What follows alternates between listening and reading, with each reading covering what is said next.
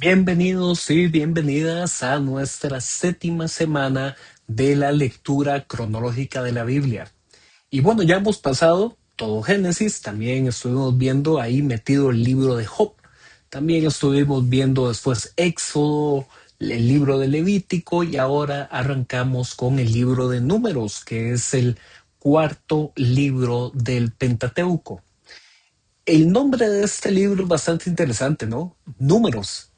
Y eso se debe a que el título en español proviene de la forma en la que la traducción del hebreo al griego le puso a este libro. Esa traducción del hebreo al griego en el siglo III antes de Cristo, que se conoce como la versión de la Septuaginta, le puso en aquel momento al libro aritmoi, que es una palabra que quizás les resulta familiar porque de ahí viene la aritmética, ¿verdad? Lo que tiene que ver con las operaciones fundamentales que hacemos con números.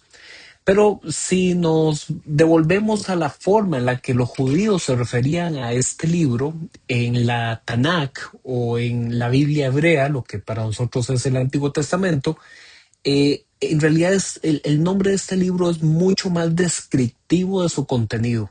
En lugar de llamarse números o nada parecido a números, en la Biblia hebrea, este libro se conoce como En el desierto. Y decimos que este es un nombre más apropiado para referirse a su contenido, porque justamente es en este libro, el libro de Números, donde vamos a encontrar que después de 2 años de haber estado, casi 2 años de haber estado acampando frente al monte Sinaí, donde el pueblo recibió no solo los 10 mandamientos, sino todo el grupo de leyes que tenían que ver sobre el tabernáculo, la forma de presentar las ofrendas, la forma en la que tenían que ministrar los levitas, los sacerdotes, la forma en la que el pueblo debía hacer compensación si había una ofensa, la forma en la que tenían que manejar el año sabático, el año del jubileo, todas esas leyes que el pueblo recibió durante esos casi 2 años.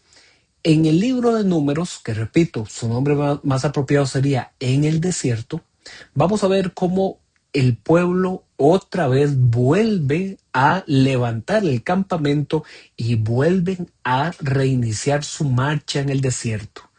Y en este libro vamos a encontrar los motivos por los cuales, aunque el pueblo levantó su campamento y se comenzó a movilizar en su marcha por el desierto hasta llegar al límite sur con la tierra prometida, no lograron tomar posesión, no lograron entrar.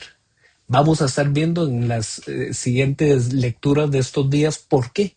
¿Por qué fue que el pueblo, a pesar de que había estado sobreviviendo en el desierto, pero por qué no lograron entrar a la tierra prometida? Eso lo vamos a ver en este libro.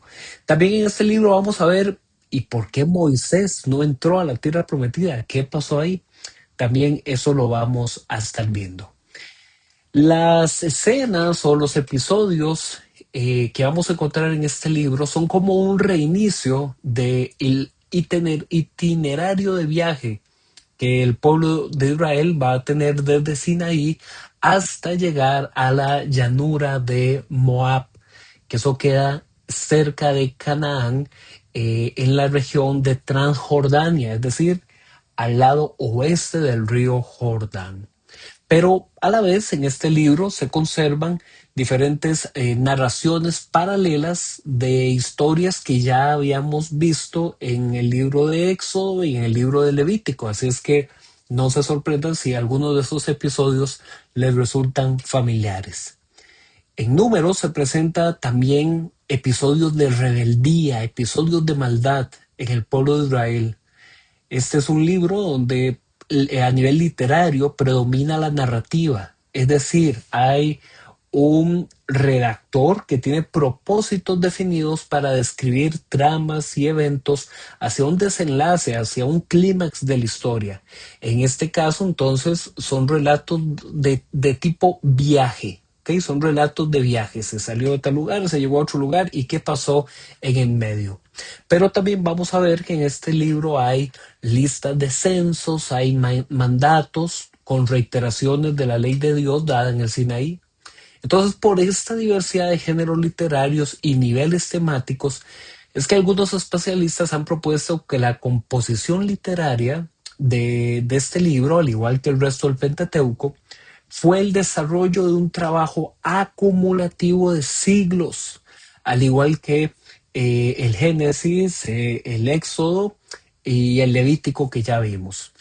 Eh, y se considera que sí hay una base antigua de texto que se conservó y que esa base antigua proviene de una autoridad atribuida a Moisés, pero que esta versión final de los libros que tenemos es el resultado del trabajo de uno o varios autores anónimos. Entonces, así como que decir Moisés con su mano escribió cada uno de estos versículos, esa es una declaración que no lo sabremos, por lo menos no hasta el día de hoy con los recursos arqueológicos y literarios que hay. Pero lo que sí sabemos es que la tradición judía reconoce en Moisés la figura de autoridad que lidera toda esta sección de los primeros 5 libros de la Biblia. Y antes de entrar a hablar de hoy, de los capítulos 1 y 2, quisiera hacer hincapié en un tema pues bastante interesante que vamos a ver ahorita en el capítulo 1. Y es el tema de cómo el libro de números trata con los números. Porque vamos a ver que se va a dar un censo donde se toma en cuenta la cantidad de varones de todas las tribus mayores de 20 años. Y solamente de estos varones se cuentan 600,000 varones listos para la guerra, es decir, mayores de 20 años. Y si se toma esa consideración de que solamente varones mayores de 20 años son 600,000, sin contar mujeres, sin contar niños, se puede considerar que hay una proyección de que la cantidad total de gente que está movilizándose en el desierto es de unos 2 millones de israelitas. Ese es un número muy grande de movilización de personas y que si lo tomamos como un número definitivo nos generaría diferentes problemas con otros relatos que vamos a encontrar en los siguientes libros del Antiguo Testamento. Por eso es que han surgido diferentes posturas para intentar interpretar esta cantidad tan grande de israelitas en el desierto. Una postura es asumir que el número es un número literal y que de esos varones con edad de guerra efectivamente habían 600,000. Bueno, ¿qué es el problema de tomar eso de forma literal? Que si Israel efectivamente hubiera tenido un ejército tan grande, fácilmente hubieran podido acabar con todos los enemigos que le iban a salir al paso. Eh, Además, hubiera sido más grande esa población de alrededor de 2 millones de israelitas que toda la cantidad de gente y los 7 pueblos que vivían en Canaán, lo cual no nos va a calzar con algunas cosas que vamos a ver después en Josué y en otras secciones del Antiguo Testamento. Bueno, otra postura para interpretar esta cantidad de números tan grandes es la forma en la que se traduce la palabra hebrea de miles, cuando hablamos de miles, porque es una palabra que si se le cambia una letra puede hacer la alusión a grupos o clanes, de tal manera que donde hay cifras que nos habla de 45,000 varones, debería interpretarse más bien como 45 clanes o 45 grupos. Pero repito, eso es una postura de interpretación, no es lo que el texto dice. El texto dice 45,000 y ese es el término que utiliza para referirse a una de las 12 tribus.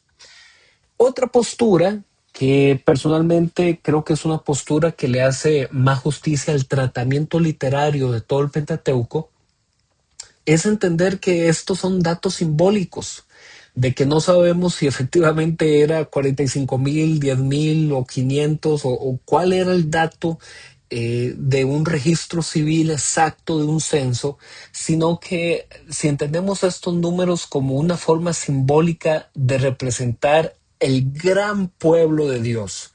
Recordemos que desde Génesis hemos lidiado con números complicados. Recuerdan que ustedes cuando veíamos las edades de los patriarcas antes del diluvio, que eran edades enormes para cualquier ser humano.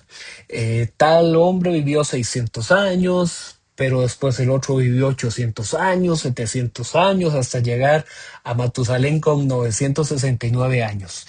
Y esos son números que llaman poderosamente la atención para nosotros. ¿Cómo era posible que un ser humano viviera esa cantidad de años? Hasta que la arqueología y la literatura comparada de otros pueblos cercanos a Israel en esa época nos dan ejemplos de que todos esos números así de grandes eran para representar la bendición de Dios. Porque para ellos llegar a una edad avanzada de longevidad de vida era tener y experimentar la bendición de Dios de una larga vida. Entonces, poner que los patriarcas de mi pueblo tenían edades tan grandes era una forma de decir, Dios los bendijo. Ellos eran gente que tenía el favor de Dios. De igual forma aquí, estos son números que pueden darnos a entender que las 12 tribus se habían multiplicado tanto, tanto, tanto que gozaban de la bendición de Dios que le había prometido a Abraham hacer de él un gran pueblo, una gran nación. Entonces, esas son varias consideraciones, posturas de cómo manejar estos datos numéricos que vamos a encontrar acá en este libro. Bueno, y entrando rápidamente en materia en Números capítulo 1, vamos a encontrar una escena ambientada en el Sinaí. El pueblo está todavía acampando a orillas del Sinaí y retoma entonces los eventos que habíamos visto al final del libro de Éxodo, cuando se comenzó a recibir los mandatos y las ordenanzas de la ley. El liderazgo del pueblo continúa estando en Moisés, quien recibe las órdenes directamente de Dios de hacer un censo por cada clan familiar, comenzando por anotar el nombre de los varones. Los varones se tenían que enlistar como aquellos mayores de 20 años que estaban preparados para la guerra. Se nombraron 12 líderes para empadronar a las tribus y así facilitar el trabajo. Cuando se presenta el resultado de la cantidad de estos hombres puestos bajo censo, nos damos cuenta que la tribu con más cantidad de censados fue Judá y la de menor fue Manasés. Judá con más de 70,000 y Manasés con más de 30,000. Por eso digo, esa es la forma en la que podemos entender esos números. De forma literal o de forma simbólica, eso ya queda a la interpretación de cada uno de ustedes como lectores. El recuento final fue de más de 600,000 varones con más de 20 años de edad. Ojo, los varones levitas no fueron incluidos en ese censo, ya que ellos estarían consagrados al servicio del tabernáculo y no al servicio militar. En Números capítulo 2 se indica el orden en que las tribus tenían que acampar alrededor de los 4 costados del tabernáculo, de tal forma que a cada uno de los lados, al oeste, al sur, al este y al norte, se iban a colocar 3 tribus a cada uno de los lados. Y cada tribu debería llevar la distinción de acampar con un estandarte o con una bandera que los identificara y esa bandera estaba a cargo de un líder de tribu. Así es que así arrancamos el libro de Números. Es un libro muy interesante. Repito, pues habrá algunos elementos que nos parecen un poquito repetitivos, pero la forma en la que los judíos escribían y se entendían en esa época antigua, cada uno de estos versículos era necesario. Ellos no lo veían como algo repetitivo, sino que lo veían como la recopilación de su identidad nacional. Para nosotros esto es palabra de Dios que nos sirve para aprender del ejemplo de ellos. Y recuerden esto cuando lleguemos a Primera de Corintios y cuando lleguemos a Hebreos en el Nuevo Testamento, porque ahí van a retomar muchos de los temas en el libro de Números como ejemplo para el pueblo cristiano. Así es que vamos a poner atención al libro de Números y van a ver que podemos aprender mucho de aquí. Así es que continuamos mañana.